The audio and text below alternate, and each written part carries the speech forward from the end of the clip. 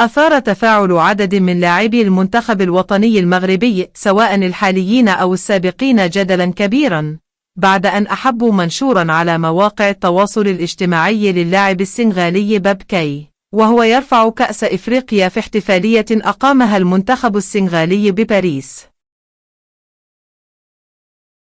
وقد تفاعل كل من إسماعيل الصيباري، ياسين كشطة، إلياس بن الصغير، وأسامة ترغلين مع احتفالات لاعب المنتخب السنغالي بابكي باللقب، وقاموا بوضع علامات إعجاب على صوره، وهو ما اعتبره معلقون مغاربة سلوكا مستفزا وغير مقبول نهائيا.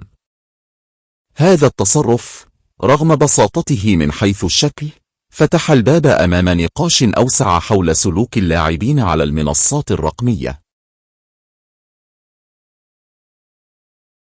وعبر عدد من المشجعين عن استيائهم مما اعتبروه غيابا لروح المسؤولية، مؤكدين أن ارتداء قميص المنتخب لا يقتصر فقط على الأداء داخل أرضية الملعب، بل يشمل أيضا تمثيل صورة البلاد بشكل لائق خارجها، بما في ذلك على وسائل التواصل الاجتماعي.